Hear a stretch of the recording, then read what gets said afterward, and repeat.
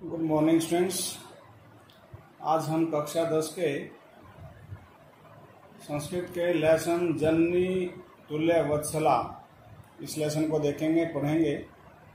जननी माता, तुल्य समान, वत्सला स्नेह करने वाली, माता के समान स्नेह करने वाली या समान रूप से, तुल्य में समान, वत्सला स्नेह करने वाली माता। समान रूप से, एक समान यानी कि बिना किसी भेदभाव के समान रूप से स्नेह करने वाली जननी माता, ये इसका अर्थ है। ये लेसन जो है महर्षि वेदव्यास के द्वारा रचित महाभारत का जो प्रसिद्ध ग्रंथ है उसका जो वन पर्व है उसे लिया गया है। इसमें न केवल मनुष्यों के अपितु सभी जीव जंतुओं के प्रति समान दृष्टि पर बल दिया गया है, अर्थात न केवल मनुष्यों के साथ अपितु सभी अन्य जीवों के साथ भी हमें समान रूप से स्नेह करना चाहिए, अर्थात भेदभाव नहीं करना चाहिए, उनको पीड़ित नहीं करना चाहिए, यही इसमें बताया गया है। भारतीय संस्कृति का एक महायज्ञ है, पांचवा जो महायज्ञ है बलि वैश्व देव यज्ञ, या जिसको भूत यज्ञ कहा गया है, उसमें बताया गया है कि हमें मनुष्यों के साथ साथ या स्वयं के साथ साथ अन्य जीवों के उपकार के लिए, भलाई के लिए भी कार्य करना चाहिए। तो वैसा ही भाव इस लेसन का भी है कि हमें जो है माता जो है समान रूप से स्नेह करने वाली है, उसी प्रकार से हमें भी अन्य जीवों के साथ समान रूप से व्यवहार करना चाहिए, स्नेह करना चाहिए। मैं एक एक शब्द का अर्थ बताऊंगा, आपको ध्यान से देखेंगे। मैंने पीडीएफ आपको बुक दी है, उसमें देखेंगे आप। लेफ्ट साइड में संस्कृत दी गई है, बीच में उनके धातु, लकार, पुरुष, व्याकरण दी गई है और सामने उसका पर्यायवाची दिया गया है। तो मैं वो बता रहा हूँ, वहाँ से भी आप हेल्प ले सकते हैं, उसको जरूर देखें। आप कहीं कोई कमी रह जाती है आप संपर्क कर सकते हैं, ग्रुप के माध्यम से भी या व्यक्तिगत रूप से फोन करके भी मेरे से आप डिस्कस कर सकते हो। तो एक एक शब्द का अर्थ आप देखेंगे।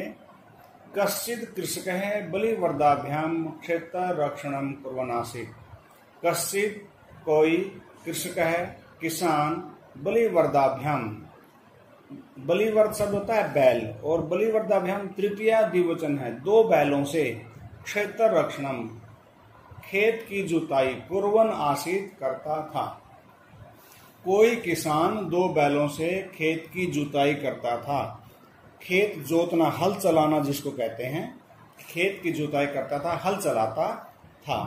तयो बलिवर्दयो एक है शरीरेण दुर्बल है जवेन गंतुम अशक्त है च आसीत। तयो बलिवर्दयो, उन दोनों बैलों में, एक है एक बैल, शरीरेण शरीर से, दुर्बल है दुर्बल होने के कारण, जवेन तीव्रता से, तेजी से, गंतुम जाने में, अशक्त है आश्रित असमर्थ था। जो किसान दो बैलों से खेती करता था, हल जोतता था, उन दोनों बैलों में एक बैल शरीर से कमजोर होने के कारण तेजी से जाने में असमर्थ था। अतः कृषकः तम दुर्बलम वृषभम तोदनेन नुद्यमानः अवर्तत। अतः इसलिए कृषकः किसान, तम दुर्बलम वृषभम, तम दुर्बलम उस दुर्बलम कमजोर, वृषभम बैल को, इसलिए किसान उस दुर्बल या कमजोर बैल को, तोदनेन कष्ट से, कष्ट दे करके, नुद्यमान आसीत बलपूर्वक, नियमान आसीत चलाता था। नुद्यमान अवर्तत, नुद्यमान में से बलपूर्वक चलाना, अर्थात उसकी चलने की इच्छा नहीं थी, वो दुर्बल था, तो वो बलपूर्वक उसको, अर्थात उसको कष्ट दे करके उसको नुद्यमान अवर्तत चलाता था। इसीलिए किसान उस बैल को कष्ट दे करके बलपूर्वक चलाता था, अर्थात उस बैल की चलने की इच्छा नहीं थी तो बलपूर्वक उसको वो चलाता था। सह वृषभः हलम ऊढ्वा गंतुम अशक्तः क्षेत्रे पपात।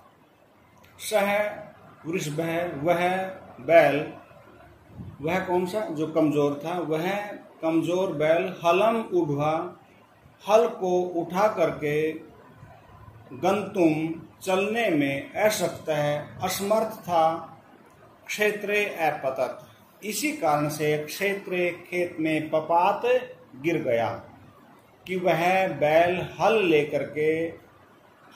को लेकर के, आपने कभी देखा होगा कि बैल के जो गर्दन होती है उस पर एक पार्ट रखा जाता है हल का, जिससे वो हल को चलाते हैं, तो उसको लेकर के गंतुम ले जाने में अशक्त है, असमर्थ था, क्षेत्रे अपतात इसलिए वह खेत में गिर गया। क्रुद्ध है कृषि वल है तम उत्थापयितुम बहुबारम यत्नम अकरोत्।